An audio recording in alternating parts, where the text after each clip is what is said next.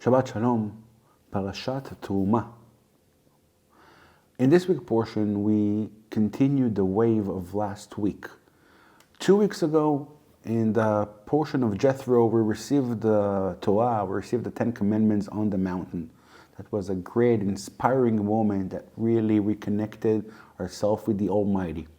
Then we talked about last week how we fall from the big insights and the big spiritual moments into the mundane days of life, when you need to be just acting well with your friends and your families and your neighbors. You know that sometimes you have damages, sometimes you have problems, and how to deal with that. That was last week. And right after that, we're going to jump into the week portion of Trumah, when we're going to start to read about building the tabernacle. What is the connection here? We came from big insights into mundane day, and now another spiritual aspect. And the verses say, "V'asu li mishkan v'shachanti betucham," and you will build a tabernacle for me, and I will dwell among you. I think that just like last week, we will need to find the way, the structure to bring God into our midst. How can we bring the Almighty to our life? How can we be part of something so spiritual, so big? Last week we talked about our daily acts. So what is the tabernacle there? And why donation is the topic?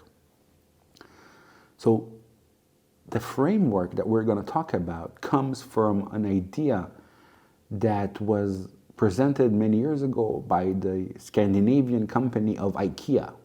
You know Ikea, you know that when you come and shop there, and here in Israel, people love to shop in Ikea, you do not buy a furniture. You just buy a box with a little bit of pieces of wood and some ways to build your own, if it's a closet, if it's our shelves or anything else. You need to build by yourself. Yes, they prepare the main things, but then you need to go home and you open the boxes, and it takes some time. And you have this booklet that doesn't make sense sometimes, and you begin to make it happen. And I think that the story says that when they opened this shop, and people thought that it's only to have some more room in the storage, and these are big, huge, massive showrooms.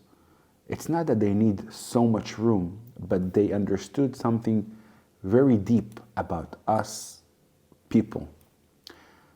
They found out when you're going and you're building your own furniture that sometimes doesn't look well, and it's a bit crooked and not the best way, but it's yours and you build it, the connections you have is going to be enormous. You will love this furniture. You will show everybody that comes to your home, look what I did. I've built these shelves. The same shelves that your neighbor is going to have, you will look at them and you will say, it doesn't look well. But when it's yours, it's something different. The truth is, it's also true about our kids, right? They're always perfect, they're always nice, they're amazing. And my neighbor, not so much. Why is that? Can we not judge something only by the way it is? Of course not. When we invest time, effort, love, energy into something, we tend to love it more. We tend to connect with it more. Yes, sometimes we're talking about shelves and books, just something that stands in your home.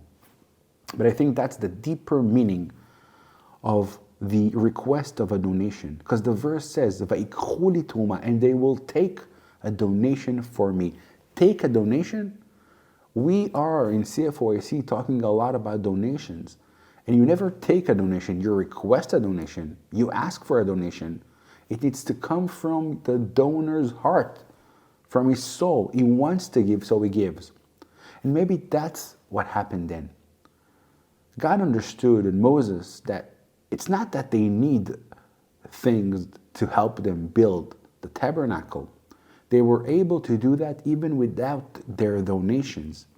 but I understood that if they're going to be part of the process, if they're going to give, if they're going to invest, if they're going to actually be part of it, the connection is going to be big.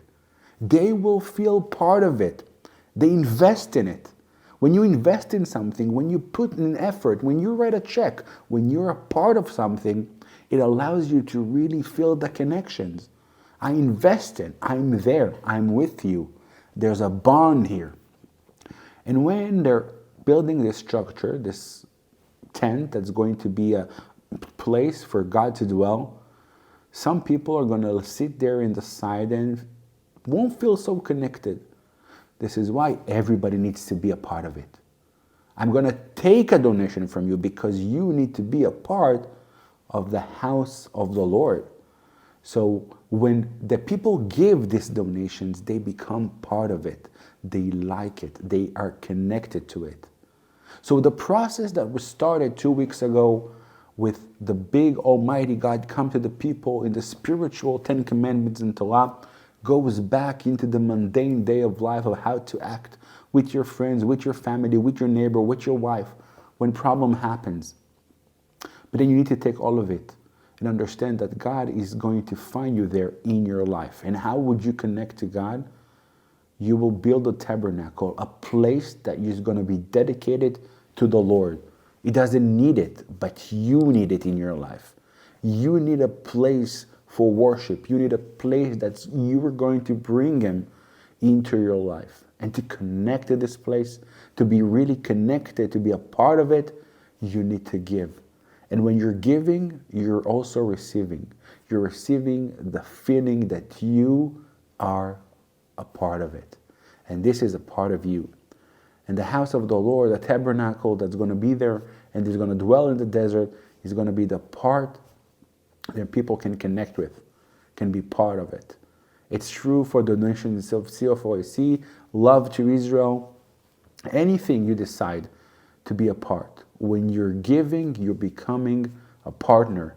You become something connected with you. These roots of a connection that we read on this week portion of Trumah is really the essence of how you bring the big things to life and you make it your own. It's true about the furnitures of Ikea, and hopefully it's also true about the house of God and the things we care about.